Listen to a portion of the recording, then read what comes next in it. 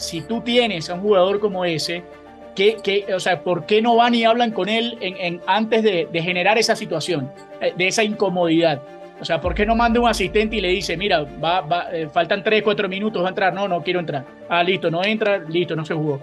Pero evitar ese conflicto público para que quede en evidencia delante de todo el mundo que Cristiano tiene una situación y que además Ten Hag no la sabe manejar.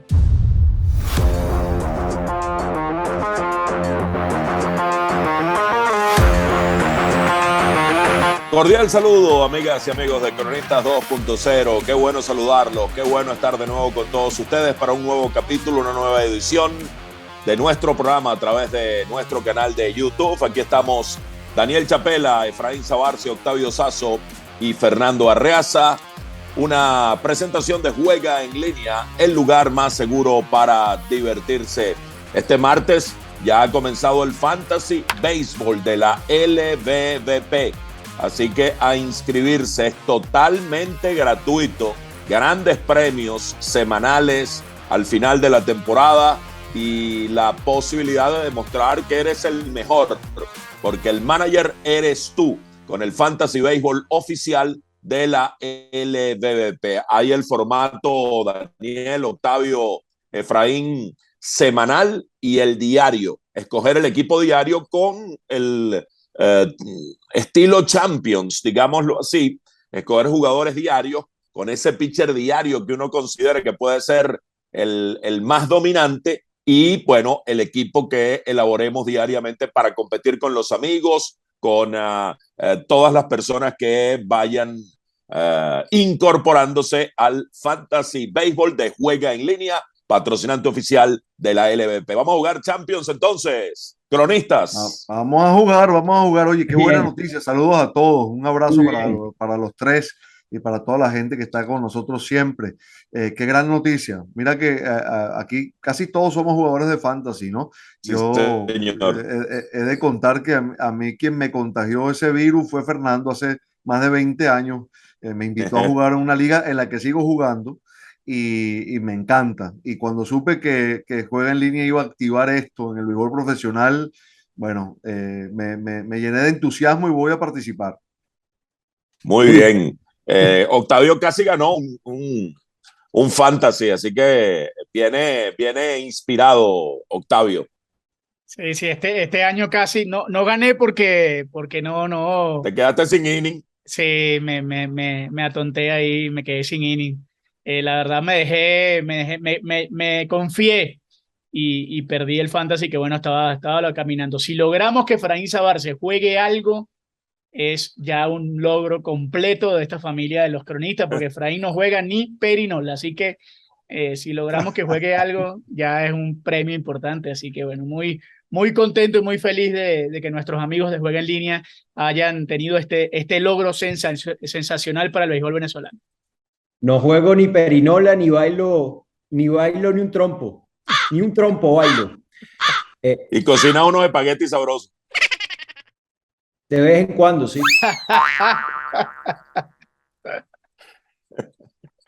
Bueno, muy bien.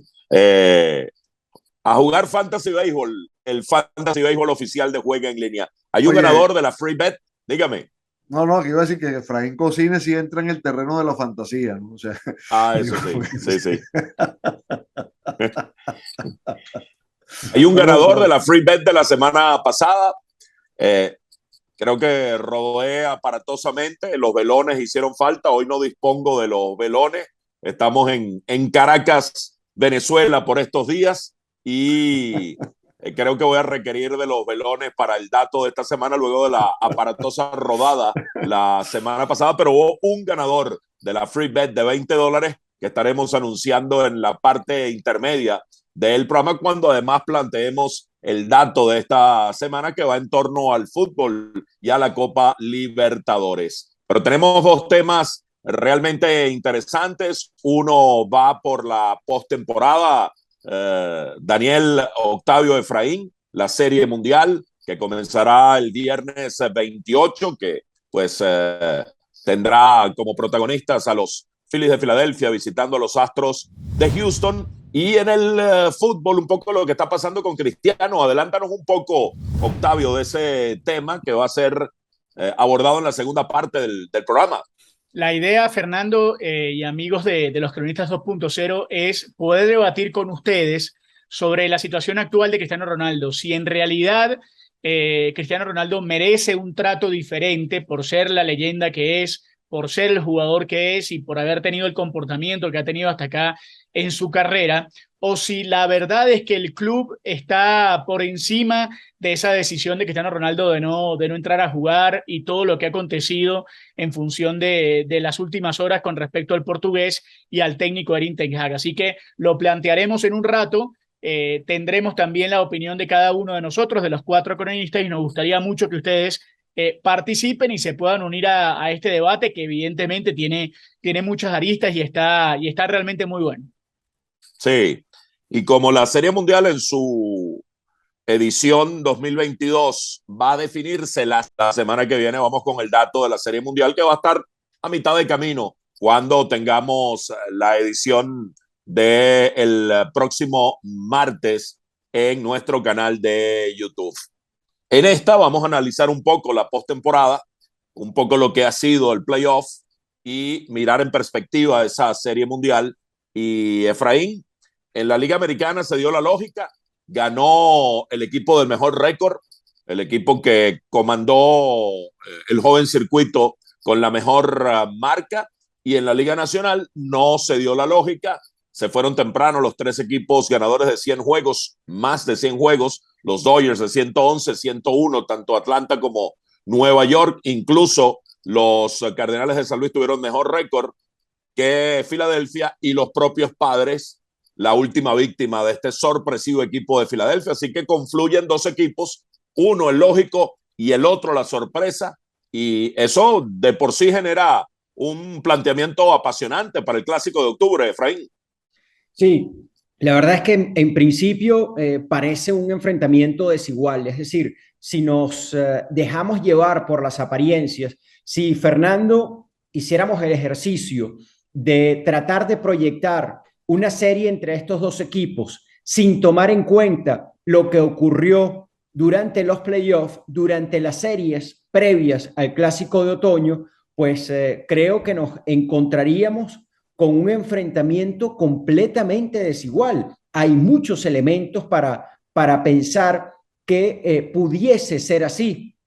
Repetimos, sin tomar en cuenta lo que sucedió con estos dos conjuntos en las series previas. Primero, el récord, ¿no? Que es lo más obvio. El récord durante la temporada regular. Mientras los Astros de Houston culminaron con la mejor relación de ganados y perdidos entre todos los equipos de su liga, ganaron 106 juegos, pues en la Liga Nacional hubo 5 conjuntos que terminaron con más victorias que los Phillies. Luego entonces nos podemos ir, Fernando, a la experiencia del núcleo de cada uno de estos conjuntos en postemporada. En el caso de los Phillies, no están en playoff desde la campaña 2009, es decir, pasaron todo ese periodo sin jugar en octubre. Por lo tanto, buena parte de su núcleo, de su grupo más importante de peloteros, no tenía experiencia en playoff. Hablo de gente como Aaron Nola, Zach Wheeler, Ranger Suárez, JT Realmuto, Gene Segura, Rhys Hoskins, Alec Bohm, Bryson Stott, en fin. ¿Y cuál es la comparación en ese aspecto? Pues bueno, los 6 años consecutivos de Houston en playoff, las 4 apariciones en series mundiales con esta en estos 6 años, y un núcleo de peloteros, aun cuando ellos han perdido en las últimas campañas piezas importantes como Garrett Cole, George Springer y Carlos Correa, pero todavía tipos como José Altuve, como Alex Bregman y como Yuli Gurriel, pues se mantienen con ellos, tipos que durante los 5 años previos jugaron con Houston los playoffs. El caso de Martín Maldonado, durante las 4 campañas previas jugó con los Astros en los playoffs, y Ryan Presley. Y ni hablar, Fernando, de la gran diferencia en cuanto a experiencia dirigiendo entre Dusty Baker y Sí. Rob Thompson. Es una diferencia abismal. Y luego el bullpen. Houston terminó con el mejor bullpen de las grandes ligas. Ningún equipo tuvo, en cuanto a efectividad, un grupo de relevistas de mejor desempeño durante la temporada regular. Los Phillies terminaron en el puesto 23. Pero hoy, a pesar de esto, al menos mi percepción, Fernando, es que esta serie va a ser realmente pareja. Sí, si es por la experiencia, ya Houston ganó y ganó por barrida. Houston que no ha perdido todavía un juego en la postemporada, pero resulta que Filadelfia le ganó a equipos de más experiencia, eliminó al actual campeón que tiene varios años ganando la división y que venía de consagrarse campeón. Así que de alguna manera se han convencido, han ido construyendo la confianza de poder ganarles a equipos que traían un, digamos, mejor currículum de cara a la competencia. Y esa diferencia es incluso histórica, los 19 juegos ganados menos de Filadelfia respecto a Houston en la temporada regular. Hay que remontarse a 1906, cuando los Medias Blancas ganaron 23 juegos menos que los Cachorros para confluir en aquella serie mundial. Fíjate hasta dónde hay que irse. Y por eso, de esa manera, hay que subrayar la etiqueta de sorpresa de los Phillies de Filadelfia. Antes de entrar a mencionar y evaluar algunos nombres de la serie, Efraín, quisiera hablar un poco sobre Aaron Judge y la decepcionante postemporada que ha tenido el juez. Expectativas altísimas luego de su histórica temporada regular, que probablemente lo va a llevar a ser el jugador más valioso, una de las mejores temporadas individuales en la historia, estableciendo el récord de jonrones para la Liga Americana con 62 y una pálida, triste postemporada de 139 de promedio, de 16-1 contra Houston, ningún jonrón, ninguna impulsada, 0.63 de averaje, de 24 contra Cleveland, con el par de jonrones que dio en el playoff, 200 de promedio, y de por vida ya en postemporada, 211 nada más, con 13 jonrones, que no es una mala cifra, 25 remolcadas, pero se espera mucho más. Podemos ya poner a Judge en ese nivel de jugadores que alguna vez tuvieron su redención, como Barry Bonds, que le costó batear mucho en postemporada, hasta que finalmente lo hizo en aquella contra los Angelinos y en aquella postemporada en general, aunque no se consagró campeón, bateó bárbaramente Bonds en aquel playoff de 2001. Alex Rodríguez, que también había tenido pálidas actuaciones en postemporada, hasta que finalmente batió bien en la última Serie Mundial ganada por los Yankees de Nueva York. O mirándolos de la perspectiva de un lanzador, Clayton Kershaw, que estaba muy por debajo su desempeño de playoff respecto a su impresionante trayectoria de temporada regular, hasta que encontró su redención en la Serie Mundial ganada por los Dodgers en 2020. ¿Se puede hacer ese paralelismo? ¿Cómo lo ves tú? Sí, a ver, aun cuando pienso que a Aaron Judge le quedan todavía varios años productivos por delante, pero tomando en cuenta la presencia constante de los Yankees en postemporada, sin que él haya sido un factor realmente decisivo, importante, yo creo que ya hay elementos para pensar que él puede ser incluido en esa lista. Luego están los factores que podrían ayudarnos a explicar el porqué del contraste tan grande entre el Aaron Judge de postemporada y el de temporada regular, sobre todo en este 2022, por lo que tú muy bien expusiste. Pero yo sí creo que hay elementos como para ir incluyendo, agregando a Judge en esa lista de grandes peloteros, grandes bateadores que no tuvieron un desempeño en la postemporada acorde a lo que hicieron en la temporada regular. A ver si Judge encuentra entonces su revancha, porque los Yankees van a seguir avanzando a postemporada partiendo de que se quede en Nueva York, ¿no? Está por verse. Probablemente los Yankees van a hacer todo lo posible por retenerlo y darle un contrato de por vida, y que eventualmente con ese uniforme a rayas encuentre su desquite y guíe a los Yankees rumbo a una conquista en la Serie Mundial. Ya han perdido 5 series por el campeonato consecutiva. Lo contrario a Judge y a los personajes que estamos mencionando, Daniel, Octavio y Efraín, y cuando quieran intervenir Daniel, claro, Octavio, pues levantan Allí no el dedo de Efraín, porque ese nos asusta. Contrario a todos ellos es José Altuve. José Altuve ha sido lo que llaman un money player histórico. El segundo mejor jonronero en la historia de las postemporadas, detrás de Manny Ramírez, con 23-29 del dominicano. Pero se fue de 16-0 contra Seattle. Llegó a tener de 25-0 en esta postemporada, rompiendo el récord de Del Maxville de turnos consecutivos sin dar hit en playoff. Maxville lo hizo en la Serie Mundial del 68, que fue el año del picheo. Él fue un pobre bateador de postemporada, todo lo contrario al Altuve, con una rica historia de playoff, de 16-3 en la serie contra los Yankees, pero de 11-3 en los últimos 11 turnos. O sea que tal vez ya comenzó el repunte de Altuve y esto podrían ser malas noticias para los Phillies en la Serie Mundial. ¿Qué viste tú de Altuve para tan extraña actuación, por calificarla de alguna manera, Efraín?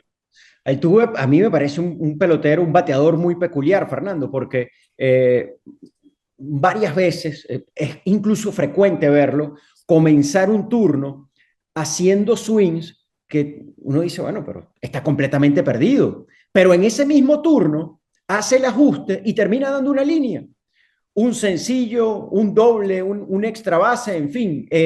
Tiene eso que distingue a los grandes bateadores que tenía Miguel Cabrera, por ejemplo. Lo que pasa es que a mí en el caso del Tuve me parece que muchas veces comienzan los turnos de una manera en la cual Cabrera yo no lo solía ver, o sea, completamente perdido, pero con esa capacidad de repuntar frente al mismo lanzador, en la misma aparición al plato. Yo, Fernando, realmente no vi particularmente algo que me hiciera pensar que es que sí, está perdido o le están lanzando de forma distinta.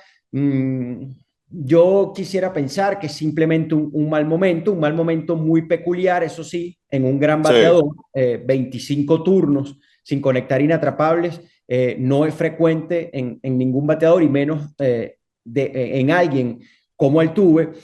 La única explicación que yo le puedo encontrar a esto, Fernando, y es una mera especulación, es que a él particularmente sí le hizo falta el juego continuo, que esa casi semana sin ver acción, pues lo afectó. Es lo único que yo podría asomar como una posible razón lógica a lo que vimos. Altuve bateó más de 350 durante el mes de septiembre. Y el último día de la temporada regular se fue de 3-3.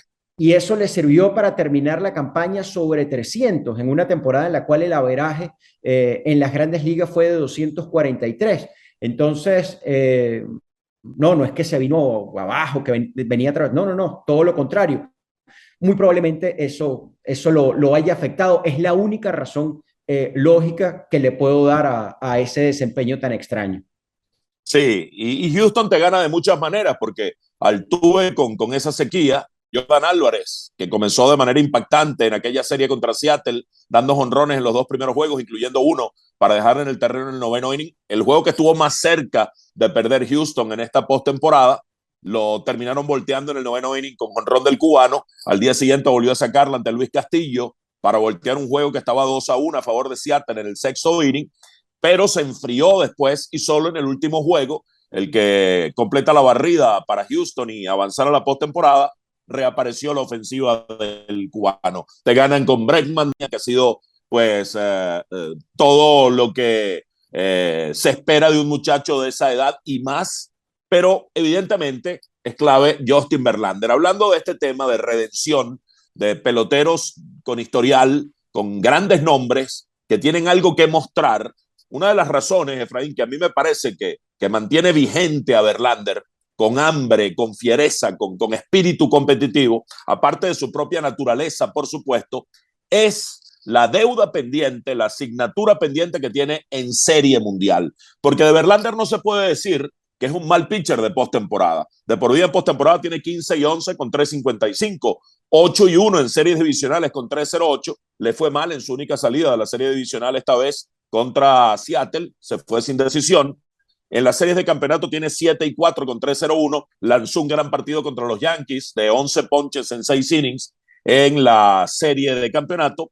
Y en series mundiales, y he allí el tema, 0-6 con 5.68. Absolutamente desafinado o discordante con lo que es la carrera de Justin Verlander. Bueno, tiene una nueva oportunidad de tomar revancha en el Clásico de octubre. Sí, y a mí no me extraña pues, que tenga una gran serie. Eso sí, va a tener que cuidarse como todos los lanzadores de Houston, Fernando, porque esa capacidad de hacer daño de Filadelfia a través de bateadores de mucho poder, que no se hizo siempre presente durante la temporada regular, sobre todo en la primera parte, sobre todo en las semanas en las cuales Joe Girardi todavía fue el manager de ese equipo, parece haber florecido de la manera más esplendorosa durante esta postemporada. Y yo creo que de eso debe cuidarse Verlander y, repito, debe cuidarse todo el picheo de Houston, que a su vez, en líneas generales, pues estuvo muy, muy bien, al punto de, pues bueno, terminar Houston con efectividad de 1.88. Y a pesar de que, Fernando, este equipo no bateó como se esperaba, me refiero a los Astros, pues evidentemente el picheo, sobre todo el picheo relevista, los relevistas han lanzado en lo que va de postemporada 33 innings y han permitido solo 3 carreras limpias.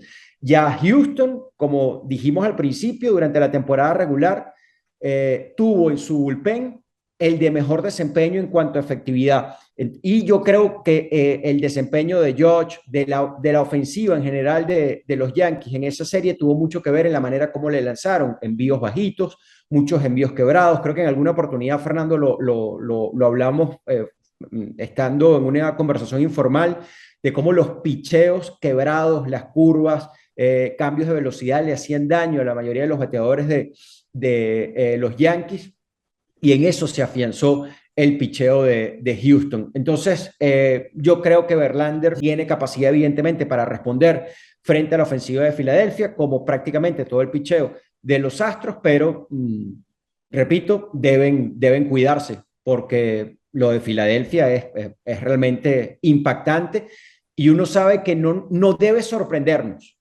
porque esos bateadores tienen el talento para esto que vimos en las series previas al Clásico de Otoño. Fernando Efraín, yo sé bueno, que estamos hablando de un juego en conjunto, de que evidentemente los Astros parecen invencibles por todos los argumentos que han dicho, por la calidad de su picheo abridor, porque además tienen o han tenido en series cortas la consistencia de abridores que han estado en el bullpen para ayudar también a convertir ese bullpen en una garantía, porque tienen a un cerrador como Presley que no ha permitido prácticamente nada. Digamos, uno entiende que el equipo está blindado, que además tiene a Peña, que ha podido también ser el bastión ofensivo ante la ausencia de Altuve, de esto que comentan. Pero ¿ustedes creen que hay un jugador en la Serie Mundial que llegue, digamos, mejor que Bryce Harper, que sea Bryce Harper hoy el jugador más inspirado de los dos equipos, teniendo en cuenta todo lo que además significa para él el hecho de poder convertirse o poder jugar la Serie Mundial teniendo la expectativa generada desde que él salió en el draft prácticamente como jugador número 1? ¿Es él el jugador más inspirado en este momento de los dos equipos? Totalmente. Ni cerca hay otro pelotero en la postemporada con la dimensión de lo que está haciendo Harper. Si Harper le da continuidad en la Serie Mundial a lo que ha hecho en las 3 instancias anteriores, redondeará una de las mejores postemporadas de todos los tiempos. La está construyendo y la detallamos en números para que nos hables de ello, Efraín. Bryce Harper, de 7-2, no fue tan impactante en la miniserie contra San Luis, pero de un jonrón anotó un par de carreras. Luego se destapó de 16-8 contra Atlanta, 3 dobles, 2 jonrones, 5 impulsadas, 500 de promedio. No hace falta hablar de porcentaje de envasado cuando se bate a 500. De 28 en la serie contra San Diego, 3 dobles, 2 jonrones, 5 impulsadas, averaje de 400. En total, en la postemporada, 419, y aquí sí vale la pena acompañarlo con el porcentaje de envasado, que es 4-4-4, y está haciendo más swing. Efraín solo ha tomado 2 boletos, el que toma muchos boletos porque ha sentido la necesidad y la responsabilidad de hacer swing, que es para lo que a él le pagan. Venir a impulsar carreras y dar los batazos como los ha venido dando. Tiene 6 dobles en la postemporada, 5 jonrones, 11 impulsadas, 10 anotadas. Nadie llega como Harper. Cuando los velones funcionaron y pronostiqué a Filadelfia sobre San Diego Filadelfia sobre Atlanta en 5 juegos, pues vi algo especial en Harper. Vi un chispazo de esos que te lleva a decir, oye, este tipo está enganchado, está enchufado, está haciendo cosas que lucen especiales. Las ha seguido construyendo, y si se le ocurre seguirlo haciendo en la Serie Mundial, que no debería pues extrañarnos, seguramente Houston va a tener un plan inteligente para él, porque saben implementarlo, pero ahí está la capacidad entonces de ese factor de inspiración que dice Octavio y del talento que posee Bryce Harper. A mí me parece que enfrentar en este momento a Bryce Harper representa el desafío más grande que pueda tener un lanzador durante estos días en grandes ligas, porque el asunto es que si le lanzan afuera, pues se va con una aparente facilidad, sorprendente incluso en el caso de un bateador talentoso como él. No solamente para aprovechar el shift, es decir, para darle por donde se supone debería estar el tercera base y apuntarse un sencillo, sino también para dar cuadrangulares dantescos como el de ayer frente a Robert Suárez. Si le lanzan pegado, pues sabemos lo que puede hacer. Si le lanzan por el medio, pues lo mismo. Es decir, no parece haber en este momento una receta, alguna fórmula, no parece existir en este momento alguna fórmula para tratar de convertir a Bryce Harper en un bateador vulnerable. Para mí él tiene un gran incentivo. Recuerden, él venía desarrollando toda su carrera desde los 19 años de edad en Grandes Ligas con los Nacionales de Washington, y justo el primer año en el cual comienza a jugar fuera de los Nacionales, es decir, en 2019, ese equipo obtiene la Serie Mundial, mientras Filadelfia quedaba eliminado. Quedaron fuera de los playoffs en 2020, quedaron fuera de los playoffs en 2021. A mí me parece, y creo que también en algún momento lo hablábamos, Fernando, que para él esto debe ser una especie de revancha personal.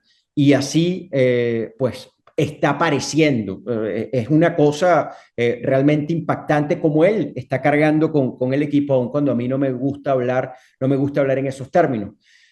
Tú me preguntabas, Fernando, Octavio, por otro pelotero. A Jordan Álvarez siempre hay que tenerle cuidado, porque es cierto, tuvo una postemporada discreta, sobre todo después del cuadrangular en el primer compromiso frente a los Marineros para dejarlo en el terreno. Pero Álvarez tiene características muy similares a Bryce Harper, bateador zurdo, capaz de darle bien por todo el terreno, muy paciente, con una capacidad para reconocer picheos envidiable en cualquier otro bateador. Es un tipo de cuidado, y sobre todo 2 de los 3 principales abridores de los Phillies, Aaron Nola y Zach Wheeler, dependen mucho de su recta, de la velocidad de la recta de 4 costuras, del sinker, slider, es decir, picheos en velocidad que por lo general castiga muy bien Jordan Álvarez. Bueno, yo quisiera plantearles algo antes de cerrar el bloque. No pretendo que me hagan un pronóstico, simplemente que ambos me contesten algo como esto, ¿no? Filadelfia puede llevarse la serie sí. Houston puede llevarse la serie sí. ¿Se entiende? Sí. Ok. Sí, Filadelfia puede llevarse la serie si el bullpen sigue respondiendo y si Bryce Harper sigue cargando con el equipo. Y Houston puede llevarse la serie si su experiencia hace acto de presencia y resuelven los partidos con esa capacidad para ganarte de cualquier manera, con esa fórmula que aparece producto de tener la piel curtida en este tipo de situaciones, y porque nunca entran en pánico. Eso lo hemos comentado varias veces. Houston puede estar perdiendo, pero tú los ves allí en la misma actitud, con la misma serenidad, con la confianza intacta. Entonces, si todo eso prevalece, Houston debería ganar incluso fácilmente en la serie, pero esos factores imponderables, si el bullpen de Filadelfia sigue respondiendo y Harper mantiene este nivel, le da una oportunidad real al equipo de los Phillies. Para mí las oportunidades de Filadelfia pasan por la posibilidad de que tanto Zach Wheeler como Aaron Nola puedan seguir teniendo aperturas de más de 6 episodios, 6 1/3, 6 2/3, 7 innings, porque una de las grandes dudas de Filadelfia está precisamente en su bullpen, pero en la medida en que ese bullpen pueda comenzar a trabajar a partir del octavo, como ocurrió muchas veces en las series previas a la Serie Mundial, pues las oportunidades de Filadelfia, me parece, se van a incrementar. Y hay otro punto del cual quiero hacer mención. En la medida en que la defensiva de los Phillies, la muy dudosa defensiva de los Phillies, siga funcionando como lo ha hecho durante las últimas semanas, jugando de buena manera por encima de lo hecho durante la temporada regular, sobre todo durante la primera parte, pues van a tener oportunidades, porque si hay un equipo que ha demostrado aprovechar los fallos de cualquier tipo, pero sobre todo defensivos del rival, es Houston. Sí, porque uno mira los dos pitchers de cabecera de cada equipo y hay paridad. Zach Wheeler y Aaron Nola podrían estar a la par de Justin Verlander y Framber Valdez. Ranger Suárez ha emergido como un buen tercer hombre en ese cuerpo de picheo, pero de ahí en adelante hay dudas con el resto de los abridores. El relevo con Ser Anthony Domínguez y José Alvarado ha estado muy bien. Está Luis Aibardo García, quien ni siquiera tuvieron que utilizar en la serie contra los Yankees, y ese bullpen cargado de barazos donde todos hacen el trabajo. Creo que allí radica la principal diferencia para, desde el punto de vista objetivo y lógico, inclinarse por los Astros como favoritos para ganar la Serie Mundial. Así que bueno, vamos a ver qué pasa. La semana que viene seguiremos hablando porque va a estar en desarrollo el Clásico de octubre. Por lo pronto nos vamos al dato.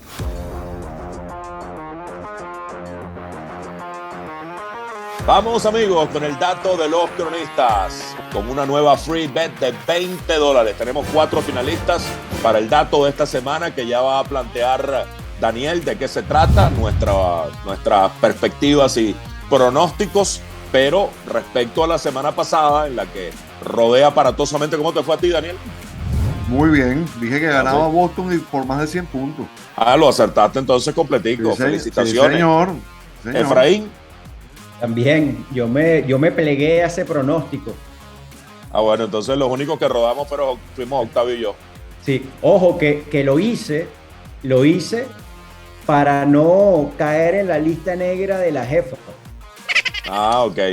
Sí, para congraciarse con María Alicia. No saben nada. Yo lo único en que me fue bien es que yo dije que los dos equipos hacían más de 100 puntos y ustedes se mofaron de mí y terminó así. Lo que pasa es que dije que fue al revés. Sí, bueno, Daniel, el que rodó. Te habías mofado. Yo me mofé. Sí, se rieron. El que rodó más aparatosamente fui yo entonces, porque dije que ganaba el hit y con menos de 100 puntos. O sea, no pude estar más alejado de lo que en realidad ocurrió. Omar Parra lo acertó. Dijo, gana Celtics si anota más de 100 y si anota más de 100.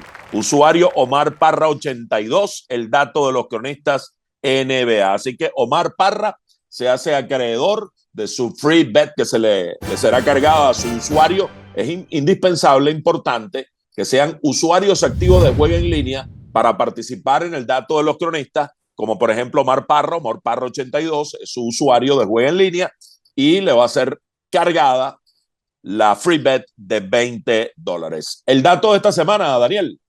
Bueno, este sábado se va a jugar la final de la Copa Libertadores de América en Guayaquil, en el estadio del Barcelona. Se van a enfrentar el Flamengo y el Atlético Paranaense de Luis Felipe Scolari, de Felipão, el técnico campeón del mundo en 2012, el último entrenador en llevar a alguna selección sudamericana a un mundial, a ganar un mundial.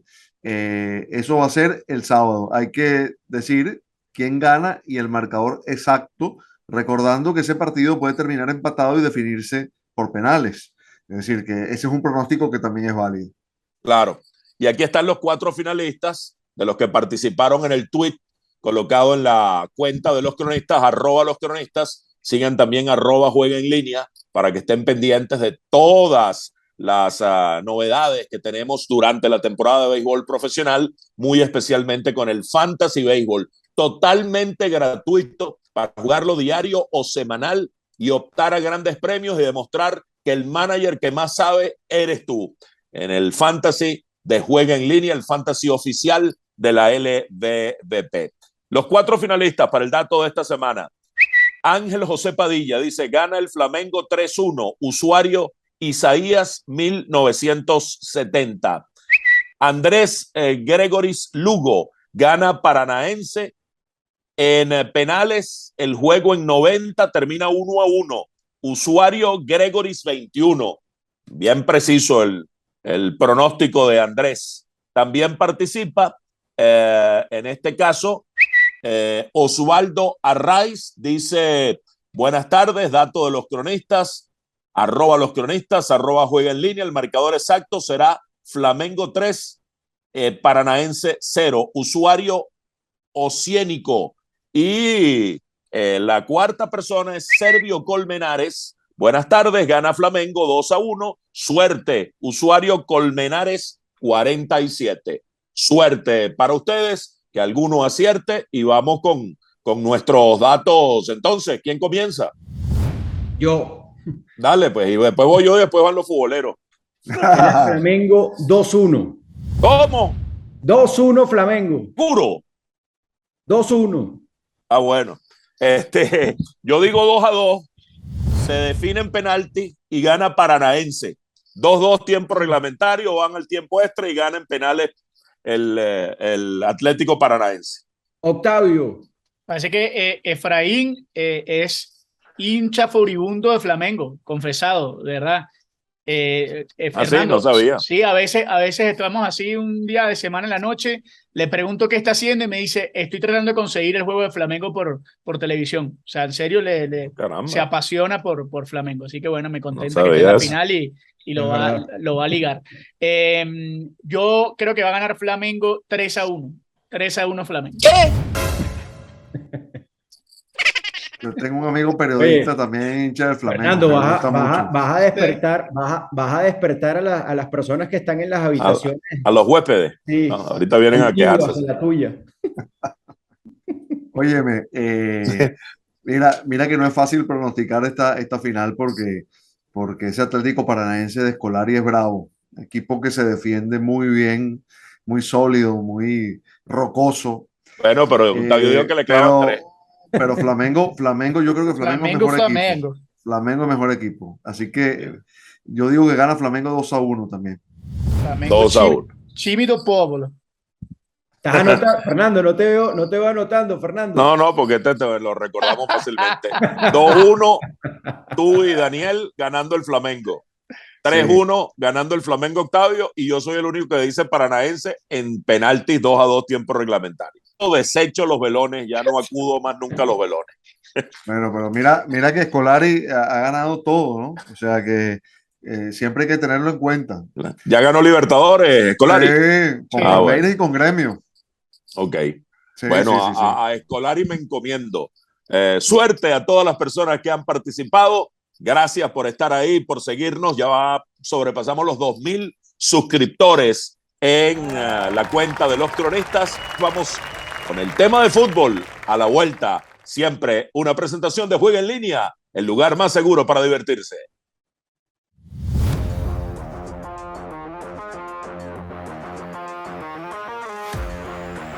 Bueno, acabamos de hablar de la Serie Mundial, hablamos del dato y hablamos de un tema que tiene que ver con la actualidad del fútbol mundial y que ha generado muchísima polémica, no solo en los hinchas, sino también en los medios de comunicación y en la manera incluso en cómo se manejan en el fútbol de la Premier, cómo se manejan hoy en día en una liga tan importante como la Premier League y con los valores que incluye también la cotidianidad de los británicos en función del respeto que tienen para una serie de cuestiones que quizás en otros lugares del mundo se manejarían de otra manera. El contexto ya todos lo sabemos, la situación actual de Cristiano Ronaldo, la salida del equipo prácticamente del jugador portugués, lo dejaron a un lado en el último partido frente al Chelsea, las declaraciones de Ten Hag y lo que ha sucedido también con el jugador que en principio y según su entrenador se negó a entrar sobre el final del partido cuando ya el juego estaba resuelto. Entonces, quiero plantear el tema para Daniel, para Fernando, para Efraín y por supuesto para todos ustedes que están viendo este episodio de Los Cronistas, para que aquí abajo nos dejen sus comentarios y puedan ser parte del debate y den su opinión con respecto a eso. Daniel, lo habíamos hablado en la semana, pero evidentemente a medida que pasan los días se empeora la situación y uno entiende bueno, que Cristiano Ronaldo tiene un estatus porque es un jugador evidentemente fuera de serie por todo lo que ha conseguido dentro y fuera de la cancha, porque ha sido un jugador que salvo, digamos, alguna situación, ha sido reconocido incluso por sus propios compañeros y por otros entrenadores como un tipo que fuera de la cancha también se maneja muy bien y dentro de ella, dentro del grupo, ha tenido un comportamiento casi siempre ejemplar. ¿Cómo evalúas en este momento la situación generada por Ten Hag y lo que ha sido el intercambio de declaraciones y luego la decisión deportiva de dejarlo por fuera? Bueno, yo creo que esto no comenzó bien de ninguna de las dos partes, porque antes de arrancar la temporada, Cristiano Ronaldo fue sabido a través de su agente, estaba buscando lugar a dónde irse porque tenía la intención de jugar la Champions y el Manchester United no la iba a disputar, porque bueno, estaba clasificado para la Europa League, no había conseguido el cupo en un plantel en el que estuvo Cristiano Ronaldo, por cierto. Y después el propio entrenador digamos, fue dando un discurso un poco confuso, porque si bien por un lado decía que contaba con el futbolista, que era muy importante para su proyecto, puertas para adentro se sabía que no era tan así y que Ten Hag no veía a Cristiano tan involucrado en el tipo de modelo que él quería implementar, donde los delanteros tienen que ser los primeros defensores y donde hay que comprometerse con la presión, ¿no? Algo que para lo que Cristiano no ha estado especialmente predispuesto nunca, menos ahora en esta etapa de su carrera, ¿no? Por ahí eso hay que decirlo. Después, no arrancó la temporada como titular porque no había hecho el trabajo de pretemporada, se incorporó ya con el equipo en marcha. Una vez pasado eso, le costó conseguir minutos de titular.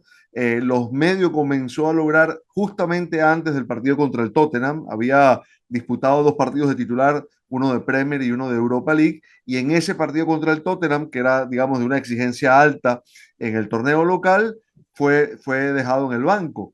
El técnico lo hizo calentar desde finales del primer tiempo y bueno, ya sabía la historia, le pidió para ingresar ya cuando el partido se extinguía, el jugador se negó y se fue a los vestuarios. Esto lo dijo el propio entrenador en conferencia de prensa. Hago toda esta contextualización para que se entienda que, digamos, por una parte, yo estoy de acuerdo con quien piense que al técnico le faltó tacto o que le ha faltado manejo, mano izquierda, con un futbolista de esta dimensión. Y por otra parte también hay mucho de ego del jugador que ha antepuesto los intereses personales por encima del bien colectivo.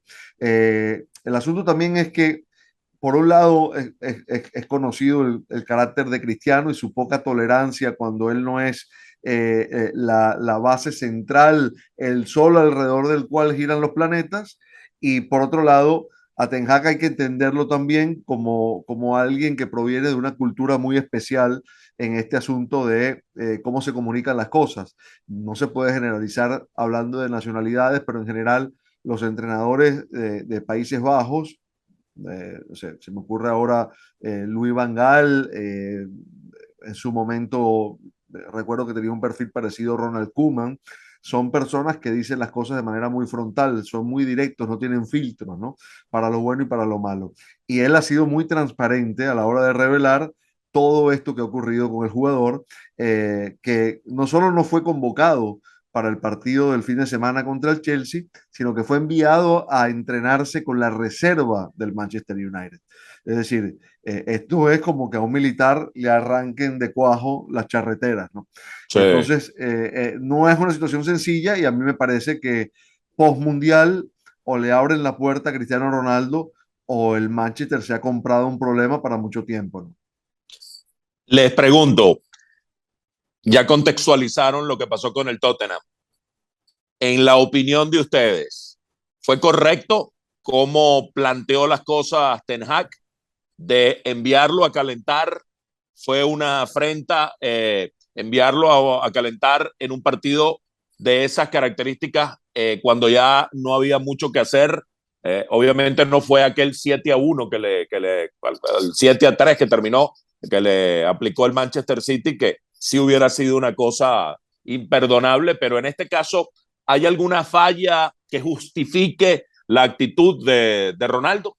Pues la verdad, Fernando, es que yo creo que cuando tienes a un jugador de esa categoría, si tú no tienes en los planes, incluso creo que es más respetuoso no convocarlo o hablar directamente con él. A mí lo que me sorprende de toda esta situación es que un técnico digamos, de la categoría de Ten Hag no pueda manejar a un jugador como Cristiano Ronaldo, es decir, que no esté en la capacidad de manejar esa situación, sino que hacerlo de esa manera pública y Y generando brusca. todo eso. Digamos, a mí no me cabería en la cabeza, yo sí tengo a un entrenador como Mourinho, por ejemplo, o un entrenador como Guardiola, que estoy seguro que lo solucionan puertas adentro y nadie se hubiese enterado de lo que está pasando, porque yo digo que si tienes un jugador de esa jerarquía, hacerlo entrar faltando 2 minutos es realmente un golpe, porque, digamos, no tiene ningún sentido. Eso normalmente se lo hacen, sobre todo en ese nivel, a otro tipo de jugadores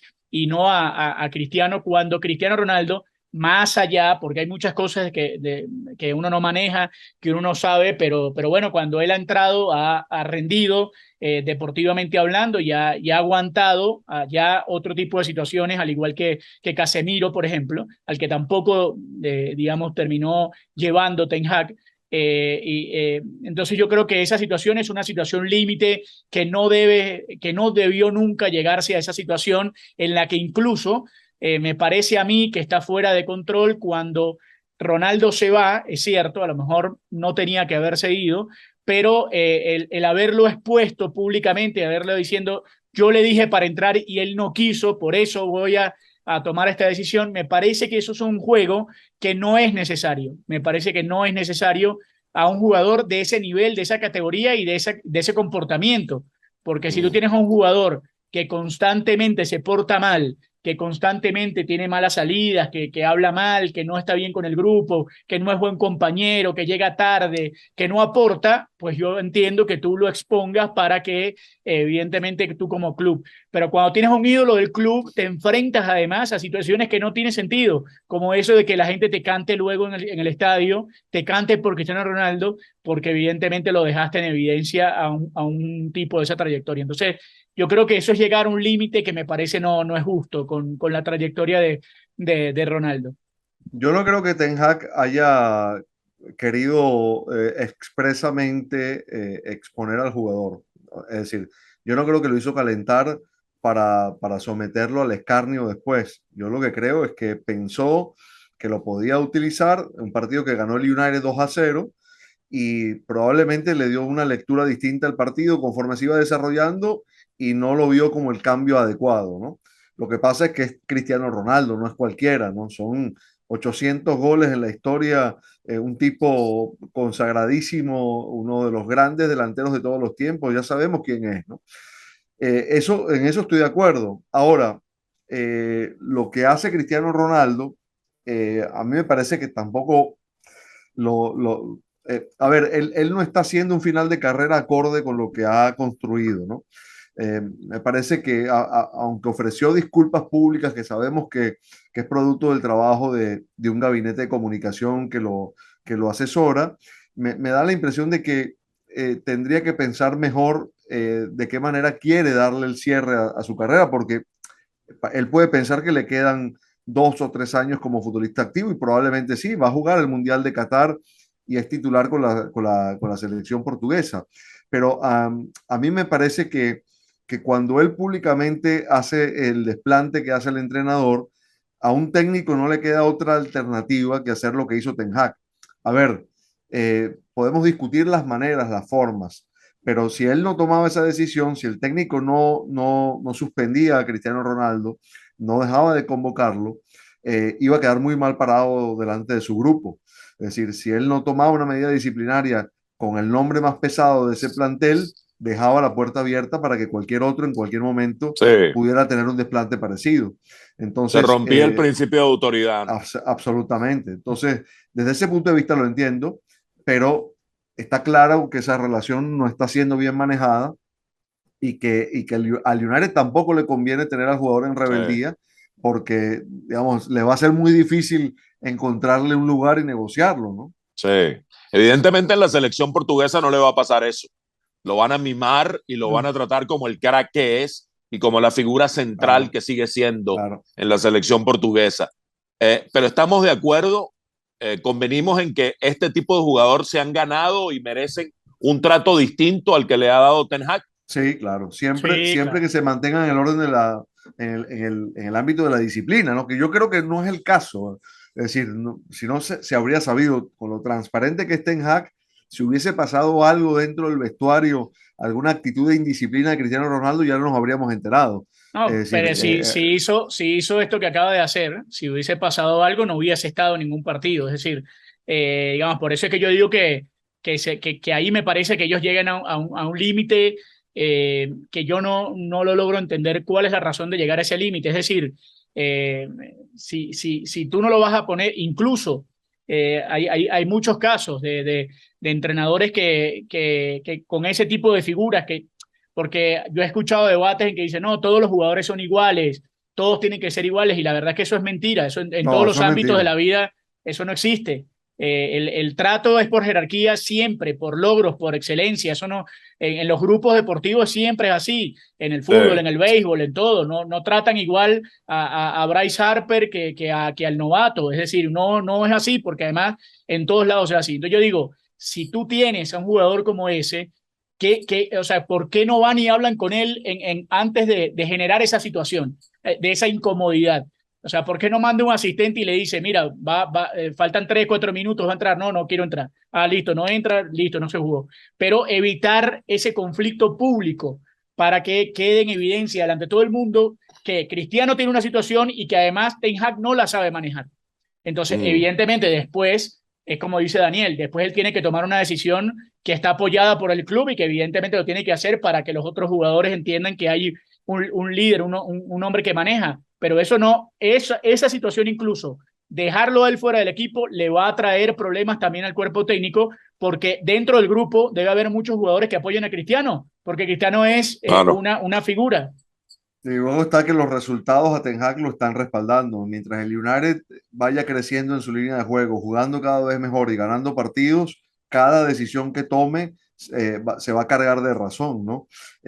Fíjense que con Casemiro, que es otro caso, no tiene nada que ver con lo de Cristiano Ronaldo, lo hizo titular ya después de 2 o 3 semanas de contar con el jugador, lo llevó muchas veces al banco, pero una vez que entró como titular, Casemiro no soltó más ese puesto, ¿no? Y ha jugado a un nivel muy alto con el Manchester United. Pero digamos, son casos diferentes. Solo quería decir que el resultado termina cargando de razón y de autoridad al entrenador, ¿no? A mí me viene a la mente el recuerdo del Sprint Training de 2010 en Arizona, cuando fuimos a entrevistar a Osvaldo Guillén, Fernando y yo, entonces manager de los Medias Blancas, y Omar Vizquel estaba haciendo el Sprint Training para ganarse un puesto con los Medias Blancas. Para Osvaldo Guillén ya en aquel momento, pues era un hecho eh, el tener a Omar Vizquel como parte de su roster en aquel momento de 25. Y cuando le preguntábamos a Guillén por lo que significaba para él dirigir en la parte final de su carrera a Omar Vizquel y el rol que iba a ocupar dentro de su roster, pues él era muy claro. No va a ser titular, evidentemente, ya no era un pelotero para ello. Venía de un año en Texas, donde había sido suplente, mentor de Elvis Andrus en su primera campaña en Grandes Ligas. Y yo recuerdo que sin que nosotros se lo preguntáramos, Guillén recalcó en la entrevista que él, a pesar del rol y del puesto que iba a ocupar, a pesar de la función que iba a tener Omar Vizquel en su roster durante aquella campaña, que se extendió ese periodo una temporada más, él decía, no lo voy a respetar, en ningún momento lo voy a sacar a jugar con la pizarra abierta. Lo dijo más de una vez, sin que nosotros se lo preguntáramos, y eso pues es algo que uno entiende, está muy claro dentro del deporte. Como bien decía Octavio, no todos en una plantilla, en un Claro. roster, son iguales. Se ganan eso, claro. Los manejos grupales de los que tanto hablamos y que en ciertos sectores se menosprecian, ¿no? Lo que implica el manejo grupal, el tacto que hay que tener en este tipo de situaciones. Fíjate que no es casual que tanto Ten Hag como Van Gaal como Koeman hayan tenido siempre problemas con sus vestuarios, Sí. hayan tenido siempre enfrentamientos con futbolistas. Lo tuvo Van Gaal con Rivaldo y con Riquelme, por mencionar dos casos. Los tuvo Koeman con Albeldi Cañizares cuando dirigía al Valencia, por citar dos casos. Y los tuvo con Luis Suárez y con Messi en el Barça. Con Y Joaquín. aquí está. Te pregunto, Daniel, hasta en eso, Johan Cruyff fue excepcional. Ni Pero hablar. por supuesto. Pero ojo que Cruyff también tuvo enfrentamientos parecidos a estos. Cruyff también era muy frontal. Es cultural esto de los neerlandeses, como tenemos que acostumbrarnos a decir. Es cultural, o sea, ellos tienen esa manera de ser, son muy transparentes. Directos. Si te tienen que decir algo, te lo dicen. Es su manera de expresarse. Cruyff también era así. Lo que pasa es que lo que te digo, los resultados cargan a estos señores de razón, ¿no?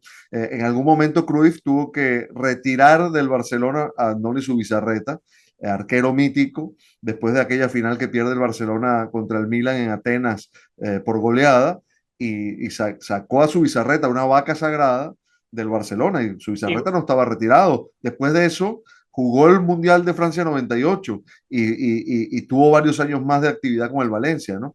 Pero los resultados lo cargaron de razón. Pero igual yo aquí, en este caso específico, digamos, yo no creo que la discusión sea los resultados, porque aquí nadie está discutiendo que si entrara o no entrara él, ganarían o perderían. Yo creo que aquí lo que se discute es el manejo a una figura como Cristiano Ronaldo. Oh, claro. Porque obviamente si gana sin Cristiano nadie va a pedir que entre. El tema es cómo se le trata a un tipo que además no ha hecho nada para que, digamos, se termine generando esta situación. Repito, si él quebró un código que nosotros no lo conocemos o si él rompió relaciones con el club, tenían que haber tomado una decisión antes de iniciar esto y no generar esta discusión pública en evidencia para que quede mal el club, el técnico y el jugador. Y luego sí, está quedando mal todo el mundo. No tiene gente futbolera en su estructura. Recordemos que el United es de propiedad estadounidense y, digamos, eso también incide, ¿no? No hay, digamos, un canal que vincule a los directivos con el entrenador, que sirva de mediador, que tenga vestuario y pueda manejar ese tipo de situaciones. Es un poco lo que se ha dicho tantas veces, y eso tal vez pueda ser un tema para otra oportunidad, de cómo ha tratado en algún momento el Madrid a sus leyendas, de cómo echó a Hierro y cómo se fue Raúl y cómo se fue Casilla, mal puesto por Mourinho en ese caso, y con una especie de confabulación para malponer a un arquero histórico ante la afición y con la complicidad y gestión del propio técnico de ese momento y el propio Florentino probablemente avalando todo aquello. Entonces, y el Barcelona también se ha dicho que en ocasiones ha maltratado a sus leyendas, ¿no? Inimaginable hoy en el Madrid con gente como Zidane o Mourinho dirigiendo el equipo. Fíjense los años de actividad de Modric, de Benzema, de Kroos, firman su contrato año a año, tal como está establecido en el Madrid, pero yo no me imagino que esos tipos se vayan a ir por la puerta de atrás. ¿Saben qué? O sea, lo que sorprende acá es el comportamiento del club. Porque que un entrenador haga eso en otro, porque estamos hablando de la Premier y de cómo se manejan los británicos. O sea, los británicos respetan, para los británicos hay un respeto hacia las figuras y hacia ese tipo de situaciones que no le encontramos un precedente. No hay precedentes cercanos a una situación igual. Incluso y con esto cierro, con un caso, Fernando, Efraín y Daniel, con Mourinho, que ha tenido episodios así con diferentes jugadores a lo largo de su carrera, con Dele Alli en el Tottenham, que Mourinho se reúne con Dele Alli y le dice, si tú sigues jugando así, no vas a llegar a ningún... Al final tuvo razón, pero si tú sigues jugando así, no vas a jugar en ningún lado, no vas a tener la capacidad de ser diferente porque estás haciendo esto, esto y esto y esto. Pero el club protegió al que era su figura en ese momento. Y por más de que Mourinho en ese momento entendía que no, el club lo protegió y no hubo nunca un choque público para que quedara en evidencia por encima del club una pelea entre el técnico y el jugador. Y al final Dele Alli se fue solo y hoy nadie se acuerda dónde está jugando. Pero en la Premier es muy difícil que pase eso y está pasando con una leyenda del club. El ejemplo inverso en otro deporte, la notable gestión que hicieron los Cardenales de San Luis del año final de Albert Pujols y de Yadier Molina, ¿no? Por eso. Impecable. Ciertamente. Buen detalle para cerrar. Y la invitación de siempre, Daniel, para que se suscriban. Ya sabe que si no se ha suscrito, hágalo de una vez. Si le ha gustado este episodio, pulgar para arriba, no el otro, porque medio episodio no, el episodio completo. Y la campanita para que usted esté pendiente y avisado cada semana cuando haya un nuevo episodio de Los Cronistas. Sí, señor. Una presentación de Juega en Línea, el lugar más seguro para divertirse, totalmente gratuito, el fantasy oficial de la LVP. El manager eres tú. Desde este martes, ya con los rosters actualizados del campeonato, a inscribirse. Es muy fácil. El fantasy diario, el fantasy semanal, para optar a grandes premios a través de juegaenlinea.com, el lugar más seguro para divertirse. Chao, hasta la próxima. Hasta luego.